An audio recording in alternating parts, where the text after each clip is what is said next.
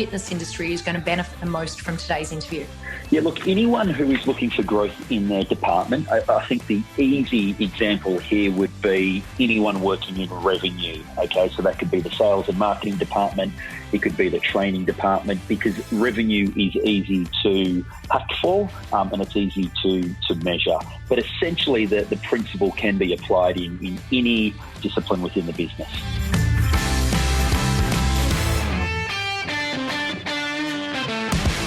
Welcome to episode 240 of the industry's leading business podcast for fitness owners and managers. This month's interviews are brought to you by our podcast partner, Myzone, the wearable technology that enhances paid programming and drives customer engagement. To find out more, go to myzone.org.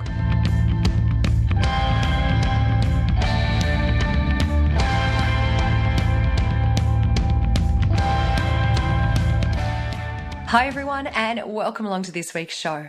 My special guest for today is the President of Myzone, Emmett Williams. For any of you that don't know Emmett, he's a fellow Aussie and he currently lives in the USA. Prior to Myzone, Emmett built and owned a chain of gyms, as well as having owned and grown the international sales and marketing company, CFM International. In recent years, Emmett was inducted into the Fitness Australia's Roll of Honour for his excellence in leadership and also accepted IHRSA's Associate of the Year Award on behalf of Myzone. I recently caught up with Emmett to learn about a 6-step system to finding growth in your fitness business. And during today's interview, he walks us through each of those steps in detail. Now, we've structured today's interview to allow you to first identify problems and then implement growth strategies. And Emmett shares club-specific examples along the way. So after you listen to today's interview, you'll be able to use this system with your own team. We're about to transition into this week's show, but first, thank you to our podcast partner, Myzone. Myzone is a wearable technology platform that leverages personal goal setting, gamification, and social platforms to motivate your members. Learn more at myzone.org.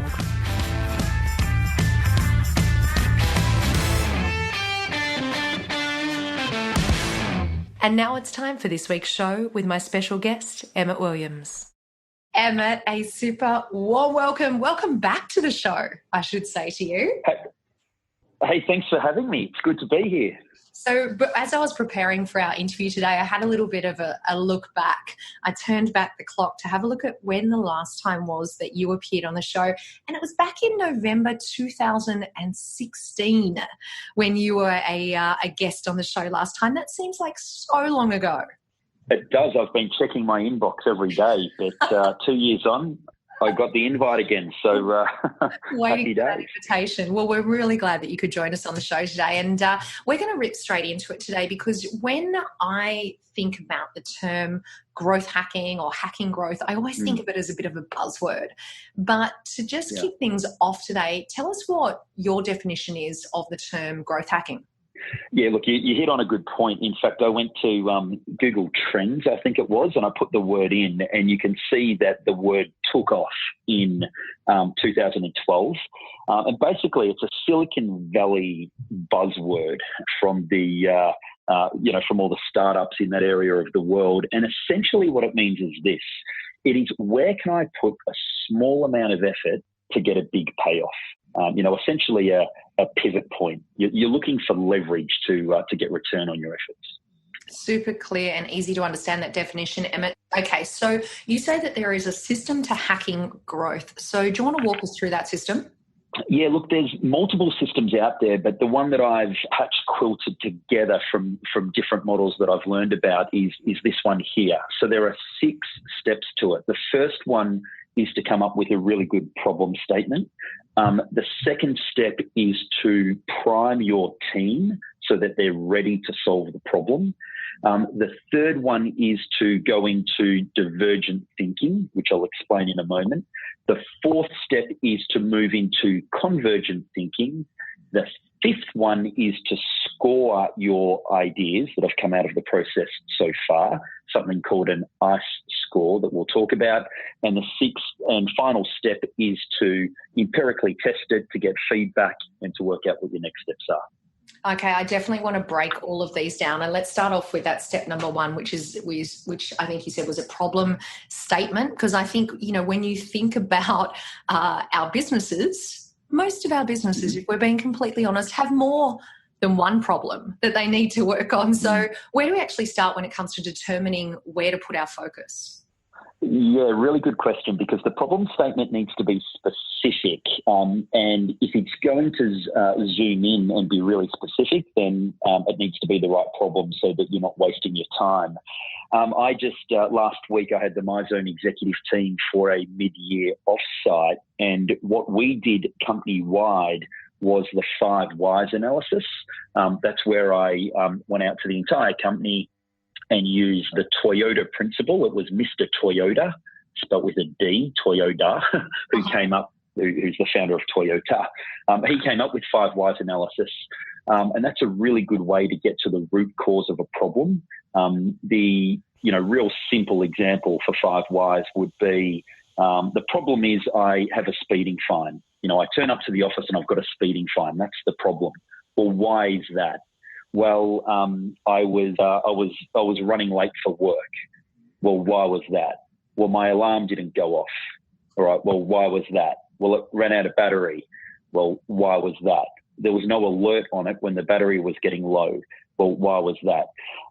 Because it was a cheap alarm clock. Okay, now let's solve that problem. Let's buy an alarm clock that plugs into the mains or has an alert on it that will run out of battery. That's the root cause. That's the problem. That will never happen again. So I went out to the Myzone team and actually said to them, hey, what do you think the biggest problem is in the company? And give me the 5 whys on it. That's one way to do it. Another way to do it is through an issue tree, where you say, right, our problem is that we need more profit. Okay, well, let's draw 2 branches off that. One of them is revenue. One of them is expenses. Okay, so what then spawns off expenses? Well, you've got fixed expenses and variable expenses. Great. What spawns off fixed expenses? Well, you have rent, you have electricity, whatever it may be, and you break the entire company down into this tree, and then you look at it from a big picture and you zoom in on what you think the choke points would be. Whichever model you use, and there are other ways of establishing a problem, what you should then do is write a statement, and the 2 words to use in the statement are should and however. So an example for the operators listening right now might be, we should have 100% of our new members visit the club 24 times in the first 90 days, right? However, only 43% do. And a statement like that, let's just say that you've had a look at this issue tree or the 5 whys, and you've kind of zeroed in on the fact that you're not onboarding members well. The fact that you put a should and a however in there, it creates tension in the statement, and that's what you solve for. And in the 2 examples that you just shared with us, the 5 whys and the issue tree, based on how you just mentioned you briefed your team on it, am I correct in assuming that the best process is to do that before you all come together to then go through the following steps? Because I assume that both those 2 things take some time and energy and thought space or headspace to actually drill right down to that problem statement. Is that fair? So from a practical perspective, if people want to start doing this process within their own business, do you recommend that first? Yeah, good one. What I did with my guys was, yes, I sent an email out to everyone, because everyone has a different perspective. So from the 5 whys, I titled the email that you would need 15 minutes of your time, and can you please reply by 5 o'clock on Thursday? I gave everyone 3 or 4 days to get around to it. And it really was, hey, what's the number one problem in the company, and give me the 5 whys on it. And I gave them an example of the alarm clock so they could follow the yellow brick road.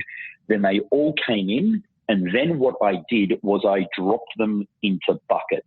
So I had a look at what the prevailing problems were, whether it was at stage 2, 3, 4, or especially stage 5, which is the root of the problem. I dropped them into buckets, and then as I approached the executive offsite, I said, hey guys, I ran a a survey last week on all the staff at Myzone, and the three biggest buckets when it comes to root causes are this, and this. So today we're going to solve for it. Oh, I love this stuff, Emmett. This is awesome. So step number one that we just walked through is identifying that number one problem and writing out our problem statement. Now, step number two that I had written down was priming our team. Can you talk us through that? Yeah, because look, this is the thing, and you'll all be able to relate with me here, that when you're in a group environment, a couple of things happen. One, it's either group think, so we all just pile on top of each other and tend to think in the same format, or we try and show off how smart we are by being negative, because it's the easiest way to sound intelligent by saying, hey, that won't work, we've tried it before, and what you haven't considered, Chantel, is A, B, and C. Aren't I smart? And it builds my status in the group, and it absolutely kills good ideas. The way good ideas are created is a little bit like panning for gold. You know, you don't go to the riverbank and pick out the 5 pieces of gold out of the riverbank. Rather, you get the pan, you throw a whole bunch of rubble in it, and you sort through the rubble. That's how you find the gold. So you do need a mindset where you can create rubble first and then look for the gold. And with priming, I play a series of different games, and they only take 1 minute a piece. The first game you'll remember from elementary or primary school, it's a word string where, let's say I've got 4 teams of 7 people. Each team will get up, 7 of them will line up, and the person at the end of the line will say one word, and then the next person will say another word, and they'll do it for 1 minute. And by doing this, you can't think ahead as one of the team members. You must listen to your teammate, and then you must bounce off your teammate. So you're in the moment. So that's a good primer before you get into brainstorming. The next game I play is no but. And so I pair everyone up and say, right, Chantel, you have to say something like, the sky is blue. And then I have to respond by saying, no, but my desk is a stand-up desk. And then you reply saying, no, but your widescreen is broken. And I say, no, but my bottle of water is half full. And we do that for 1 minute. Then what I do for the 3rd minute is we switch it to a game of yes and. And this is a game I picked up off the guys from Second City in Chicago, who are an improv group, if you've ever seen improv on stage. Mm-hmm. Those guys, it's quite funny, but they have no idea what is about to happen. They have to stay in the moment. And I switched the game, and instead of saying no, but you will say something like, you know, the leaves on the tree are green, and I'll say yes, and the battery on my phone is half full, and you'll say yes, and what happens is you get to a really interesting spot with the yes, and. The no but has this gravity to it. It pulls the conversation down. You can get nowhere with it. But yes, and it's fun, and it builds on top of each other. And at the end of those 3 minutes, I say to the team, okay, guys, what's the difference between yes, and no but? And they say, well, yes, and is more fun. There's more laughter. There's more creativity. It's like, that's exactly right. So when we move to the next stage, which is divergent thinking or brainstorming, resist the temptation to shoot the idea down, right? Stay in divergent thinking. This is where you're going to add rubble to your pan and say yes and, not no but. And by playing those games, they get the message, and then they have a bit of fun with it. Here's what I absolutely love about this framework, Emmett. If we just take a moment to think about the last team meeting that we had, or the last time that we sat down with our staff and said, look, we've got this problem in the business, we need to come up with a solution. I would really challenge everyone out there to think about whether or not you followed a framework, whether or not you did these type of practices, which I bet many of us don't think to do this. Because I just love that headspace that you are taking the team into before you're getting down to the actual task of working on this this problem solving, which of course is all leading back to hacking growth, which is what we're talking about overall. So I love this actual framework that we're working through, and just thinking about the benefits that this brings to our team to go through these practices and through these processes to kind of open up their thinking and be conscious of moving into that next step. So talk to us now about the divergent thinking, which is step 3 of the process. Yeah, so divergent thinking is basically brainstorming. Think of 2 diagonal pages, lines on a page, which are going outward. They're diverging. And this is where I set a time clock and I say, guys, the problem statement is we should have 100% of our new members attending the club 24 times in the first 90 days. However, we only have 43%. Right now, we're going to solve for that in the next 7 minutes, and that's all you've got, 7 minutes. Work as a team and come up with all the crazy, creative, awesome ideas you can think of. Remember, there is not a wrong answer, and the word no should not be used. You should work on top of each other. And I set a time clock, and the reason we set a time clock is to create that pressure to work together as a team, and it overcomes procrastination and umming and ahhing. It builds up speed really quickly. And then I give them a 2-minute warning. And then at the 7-minute mark, I ring the bell. That's it.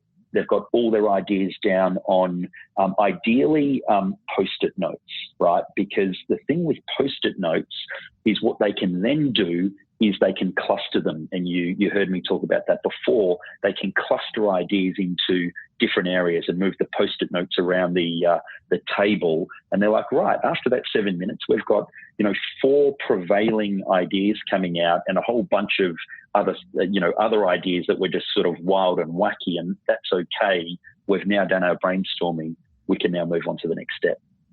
I just want to go back to something that you mentioned earlier, because you reminded me when you said clustering our thoughts. You mentioned the buckets earlier and drilling down those problem statements into a couple of buckets. Is it your recommendation that for this meeting that we have with our team, are we just working on one problem, just to make this super clear for everyone? Are we just working on one problem, or are we working on a couple of problems during a session together? Okay, yeah, good question. It's always one specific problem statement. So even though way back at the top I presented to the executive team and said, guys, there's really 3 messages that the broader team are sending us at the moment. We've got problem 1, 2, and 3. I break them into separate sessions.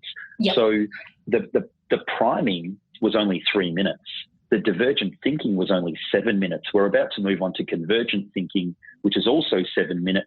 You can see that we're only 15, 20 minutes into this process. And so I would repeat that 3 times. Excellent. Thank you for clarifying that. Okay, so let's move on to the convergent thinking now. Talk us through that. Yeah, so we change gear and go from divergent into convergent, but we go from essentially the right brain, which is the creative thinking brain, into the left brain, which is the analytical brain. And you can see that we're using the skills of both left and right brain people here. And convergent thinking is when you're analytical. So you're looking at all those ideas on a Post-it note and you're like, look, the 7 minutes before kind of got wild and wacky, but that was okay because we're panning for gold. Now let's take our 1, 2, or 3 best ideas out of that. And by clustering them, it may be obvious to you that, oh my God, look at this cluster on the top right-hand side of the desk here. There's definitely something there. Let's talk about it. And in the case of onboarding a new member, it may be something like, hey, let's run a passport program where a new member needs to visit Group X boot camp, attend the weigh-in, attend a nutrition seminar, and if they can do all of that in the first 30 days, they earn club cash and so on and so forth. Let's just say that was or part of the creative solution. The left brain is now saying, you know what, I can see that working. It makes sense.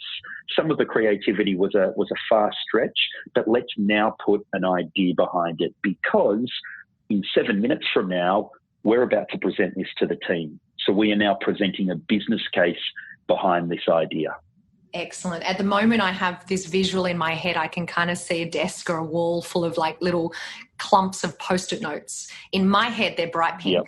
But, I'm sure they can be whatever colour, whatever colour you want them to be. But I love how this is all coming together. So I just want to do a quick recap, because we started off going through and working out our problem statement. We moved on to priming our team. We moved on to divergent thinking, convergent thinking, and next step in this process is scoring the ideas. I'm sure this is a really important part. So can you just walk us through that? Yeah, so in my example, I said that there were 4 teams of 7. And of course, you can do this with really any size, but the small groups should be, 3 or above, and really sort of not more than 7. So let me say that again. Between 3 and 7 is a good size for a team. And you can do this even if you had 50 in the room. You can split them into 2 conferences and get them to run this parallel. But either way, ICE scoring is all about prioritizing these great ideas the greater team have come up with. So team number 1, they stand up and they say, our best idea is to run a passport program whereby we incentivize the new member to attend the gym and to do their weigh-in and to do their nutrition and so on and so forth, and we'll give them a prize at the end of it, and they walk through it. The rest of the team score them. I is for impact, C is for confidence, and E is for ease. And you score each one of those letters out of 10. So if I'm sitting back listening to Team 1 talk about this passport program, I'm asking myself the question, on a scale of 0 to 10, how much impact would a program like that have from my perspective? 10 would be huge and 0 would be nothing. The next one is confidence. How confident am I that if we run this play, it will stick? So impact is size, but confidence is percentage chance of it actually working. And we don't do it in percentages. Again, we just do it between 0 and 10. So if I'm kind of mildly confident, I might give it a 7. If I absolutely knew that particular play would have would absolutely have an impact, not a huge impact, but the idea of the impact, if I absolutely knew that it would stick, then I would give it a high confidence score. And then ease is the final one. If it's really easy, it's a 10. If it's really hard, it's a 0, 1, 2, or 3. And the reason, and when you think about ease, you have to think about time and money and resources. Is this a quick win, or do I have to get IT involved in this? Do we have to edit the smartphone app? Do we need to work with a third party? Oh my God, this is a really, really hard project. I'm going to give it a 2. And by doing that, by scoring impact, confidence, and ease, you get a score out of 30. And then team 1 sit down. Team 2 come up, do the same thing. You go through everyone's ideas.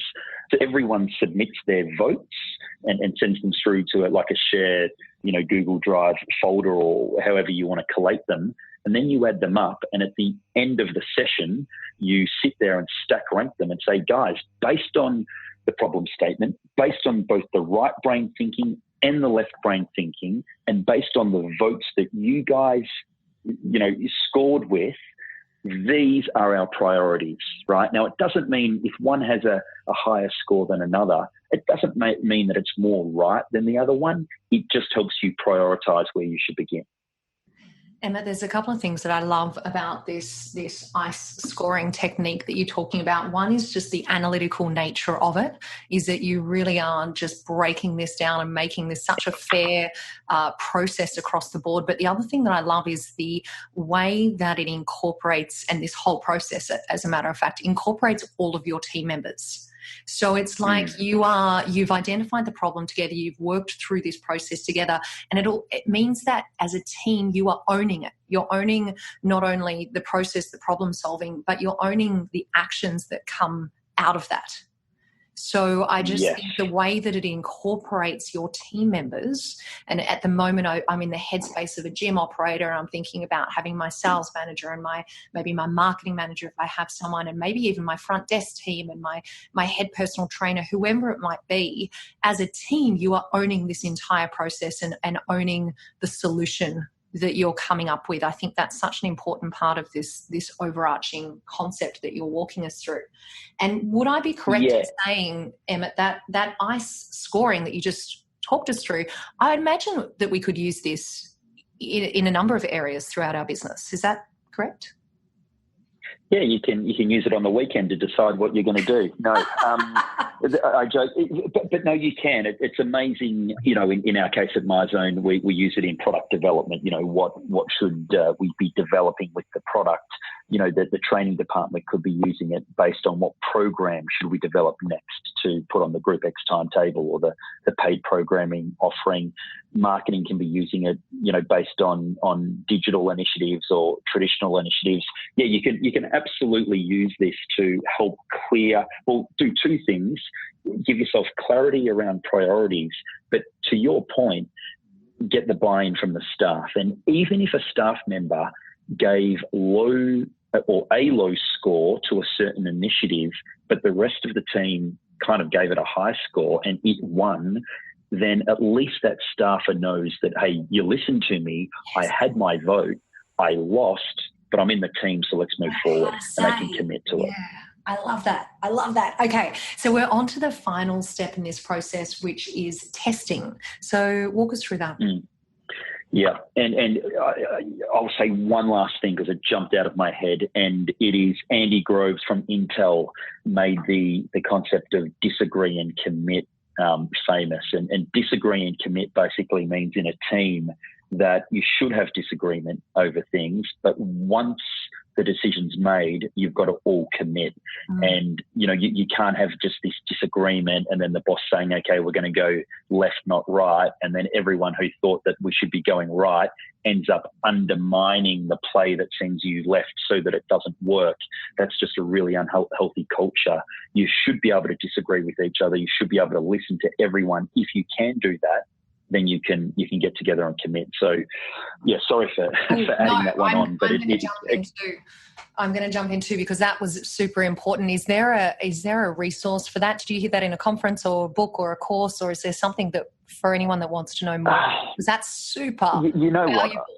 Yeah, okay, I'll tell you where it didn't come from here, but the 5 dysfunctions of a team and the advantage, written by Patrick Lencioni, thank you. Yes. Yep. I did some work around that a couple of years ago, and that led me to an article about Andy Groves who spoke of disagree and commit, and Jeff Bezos from Amazon is right behind it. And there's another one which is consistent, which is democracy plus dictatorship. Mm-hmm. So you run a democracy with your team, but then it comes to a point where the boss, whoever that may be, needs to say, thanks for your input, love the debate, it was healthy conflict, but we're not voting on the answer here. I have to make a call, because not everything is done on voting, okay? I have to make a call here, but I have heard both sides of the story, or all 4 sides of the story, and we're going to go this way, right? And so in that case, it would be democracy and dictatorship. In Andy Groves' case, it would be disagree and commit. But it really, really does come from that 5 dysfunctions concept. Excellent. Well, as you were talking then, I just did a super quick Google, and I've been able to find a huge number of resources pointing back to that, what they actually call it a management principle. So I'm going to link that into the show notes for anyone that wants to know a little bit more, because I can just imagine that if we think about our teams right now, there's probably those 1 or 2 people in our teams that we think, they're probably going to be one of those people that disagree. But if we can explain this management principle, then maybe we can turn them around to disagree and commit in the sense of which you've just explained to us. So now that we've just both, jumped in and added that extra information, let's go on to point number 6, which was testing. Take us through that, Emma. Yeah, I was going to add on red teaming, but save that for another podcast, or else we won't get to step 6. It'll be an hour long. Yeah. Okay. So testing is all about, and look, those in the digital world are very familiar these days with A/B testing. Mm-hmm. Of course, A/B testing's been around a lot longer than social media advertising has been. It was, I'm scratching my head now. It was Carnegie that really introduced it back in the 30s. Yep. Anyway, same sort of thing would apply. So I would turn around and say, okay, guys, that team number one, that was a brilliant idea where we run a passport program where the member needs to engage with 5 different aspects of the club, plus they need to visit. And if they do, they get a reward. We're going to run that, but we're going to test it to make sure it actually matters. So what we're going to do through the month of June, we're going to flip a coin. And for every member that joins up, we have 50 members join up a month. We're going to flip a coin. And well, before we flip the coin, we'll say, hey, Jenny, we're running a program at the moment. Where, did you want to participate? It involves flipping of a coin. You don't have to spend any money. But if you win, then you go on a program where there's incentives. And if you lose, nothing happens. Are you cool? Yep, I'm cool. Great. I'm flipping a coin. Boom. You won. Well, what did you win? Well, this is a passport program. Here are your incentives. This is the yellow brick road. Do with it what you want. Okay, at this point, I'm not going to sell you on it. Do with it what you want. If Samantha, who walks in next, flips the coin and it's a tails, she goes into what's called the control group. So essentially, you have a control group who were randomly selected and a test group which was randomly selected. And then you watch the behavior of those two groups over time, and you measure their visits, you measure their survey results, you measure their cancellation date, and at the end of a 90-day period, you look back and say, hey, did the test group, those that were put on the passport program with incentives, did they show better behaviours that were economic or just better for the business, higher net promoter score, whatever it is that you're looking for, visits in the first 90 days, so on, spend. It may be that you look at your CRM and have a look at the spend. And if the test group has better results than the control group, you can sit there and lay the case that, you know what, that initiative was worth it. And the reason we do the randomizing and not just, 1, 2, 1, 2, or not just, hey, do you want to participate in this? If you did, hey, do you want to participate? And those that said yes, you put them in the test group, then the test would suffer from something called selection bias, where those that are engaged and willing to participate just because that's the way they are, they're the ones being part of the test. And you know what? Their behaviour was always going to be better anyway, and so you can't prove that the treatment had an effect. And if you did A, B, A, B, A, B as they walk through the front door, then it may be that one day was just stinking hot and not many members came in at all. Let's just say only one member joined up that day, or there were 3 days in a row, or whatever it may be. There could have been other variables at play where people were in a bad mood, you had low membership sales that day, and therefore the group isn't totally random and other variables could affect whether or not they were engaged or not. So that's why you flip a coin.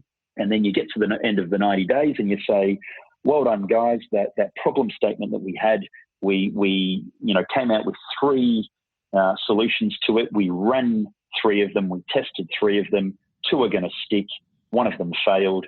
Let's move on to the next problem.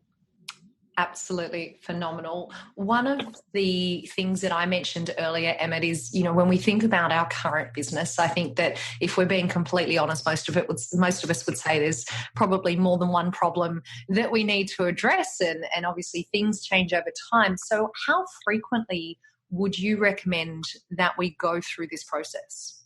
Yeah, this is really an off-site type of initiative. I think sort of, quarterly or half yearly. Mm-hmm. It's not something that you want to be doing every month. Months fly past, and if the problems are big enough, then the solutions are real enough and it's worth focusing. So I would see this as an off-site initiative to work strategically on your business to look for growth. Great recommendation. So very quickly, I just want to recap those 6 areas. And as I do that, perhaps have a think about whether there's any final tips or recommendations that you have for the FBP family today. So from the top, we talked about identifying our problem statement, priming our team, going through Divergent Thinking, then through Convergent Thinking, scoring our ideas, and then testing our ideas. So now that we all have a much more thorough and in-depth understanding of this concept, are there any final tips that you would give to us today for people that are setting out to trial that process for the first time in their business? Yeah, look, my tip would be to sit down with your senior team, whoever that may be. It doesn't need to be an executive team, and explain to them the business model. Explain to them that, hey, look, this gym here, I've committed to a 10-year lease.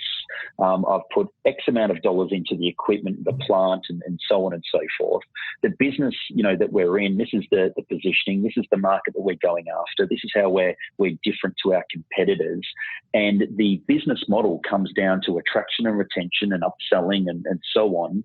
Really lay it out for them so they can see it from, I was going to say 10,000 feet, but from an owner's perspective, because a lot of your staff don't get it from an owner's perspective.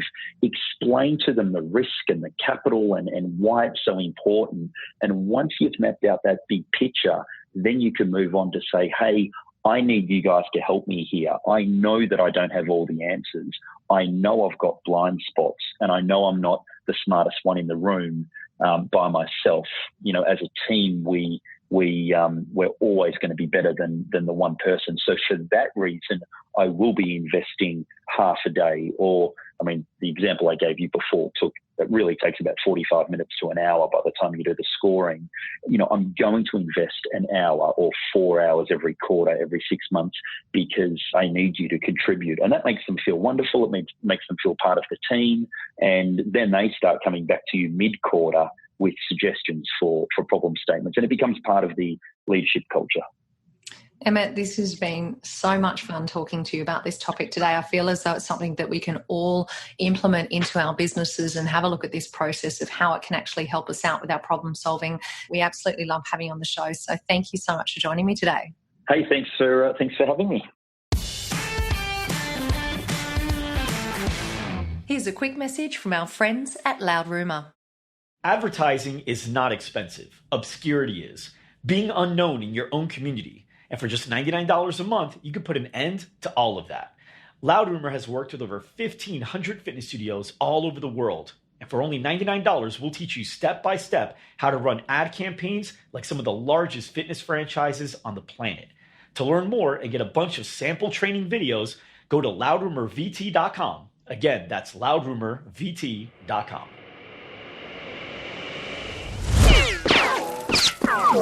PreCall Quickfire 5. This week's PreCall Quickfire 5 guest is the CEO of Perkville, Shanil Saha. Shanil, welcome along. We are really, really thrilled that you've joined us on the show today. Great. Thanks for having me. I'm excited. So let's start off with the PreCall Quickfire 5 questions and tell us, why do you do what you do? Yeah. So, I was giving that question some thought, and I was thinking back to my childhood, and I used to love Monopoly. I don't know if you played that when you were a child, but absolutely. It was my favorite game, the wheeling and dealing, getting the railroads and Boardwalk and Park Place. And I think that, carried on. And in college, I always wanted to do a startup. And I worked for some big companies like Yahoo and LinkedIn, but then finally took the risk before I had a family and kids to take care of. And it's been a blast. Building Perkville has been great. We have an amazing team and we've scaled well. So glad I took that risk. And such an amazing business as well. So tell us, Shanil, what's one ritual that helps you become better at what you do?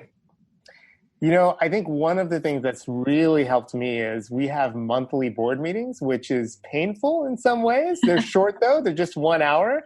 And I get brutal, candid feedback in those meetings and the performance of our business. And, that kind of feedback, especially from people that have been there, done that, have great experience, can look around the corner and know what's coming, is extremely helpful. And I think that's probably what's really helped me improve as a CEO. Interesting. That's a really unique answer. We haven't had that before, and I like that. And are there any apps or systems that you use to stay in control of your workload? The number one app, and it's something that's so simple, is Google Docs. And the way I use it, I have one-on-ones with all of my direct reports every week. And rather than bug them and, have them be annoyed with me, I put something in that I want to talk to them about into that Google Doc. that's a shared doc for our one-on-one meeting. And so it allows me when, ideas pop up, rather than, having to remember them, I just put them right in that Google Doc, and I can have really productive meetings with my staff that way. So I think that's one thing that really helps me stay in control. Yeah, that's great. So you essentially use it like a project management tool in some ways, by the sounds of it. That's right. Excellent. And are there any books, podcasts, or blogs that you would recommend, and why? So, the one book, so I live in basically Silicon Valley. I'm, on the East Bay here next to San Francisco. And the one book that every CEO in sort of Silicon Valley is supposed to read is a book called High Output Management by Andy Grove. Andy Grove is the guy that basically built Intel. Mm-hmm. And it actually really impacted me from a management perspective. I, before Perkville, managed products at LinkedIn and Yahoo, for example, but I never managed people. And so that book has fantastic guidance on how to manage a company and how to manage people. For example, I didn't have one-on-ones until I read that book. And my one-on-ones were not just about me asking people, hey, what did you do for me or the company? They were really about me asking the person, how can I help them be successful? So that book really changed my management style, and it has helped me grow as a CEO.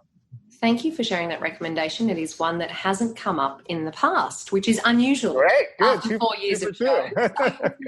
We'll grab the link and pop it in the show notes. And just give us a brief insight into the topic that you'll be focusing on during your main interview with us. Yeah, well, I'm excited to speak with you about, the learnings that we've had on loyalty and reward programs, especially for the fitness industry, because obviously that industry is slightly different than some others. So really speaking about that. Well, we cannot wait to dive into this topic with you, Chanel. So thank you for joining us today for the PreCall Quickfire 5. Great, thanks. Are you interested in increasing your center's income and your trainer's income from small group training? Tribe Team Training is the new way to get more members engaged in small group training and paying extra. Click the Tribe Team Training link in the show notes or go to tribeteamtraining.com.au/podcast for your free formula to see how much income you can make from small group training. Thank you for joining me for this week's show. And as usual, a reminder that all the resources and the links for today's episode can all be found at fitnessbusinesspodcast.com. Thank you to our foundation partner, Active Management. Don't forget, as a listener of the show, you have a special opportunity to work with JT, and you can get one free session when you buy one coaching session. No matter where you are in the world, technology allows him to work with you. Go to activemgmt.com.au/FBP family and work with JT to get more people moving and moving more often. That's one free session when you buy one coaching session exclusively for you. Go to activemgmt.com.au/FBP family. Thank you all so much for joining me for today's episode. Remember, what you leave behind is not what's engraved in stone monuments, but what is woven into the lives of others.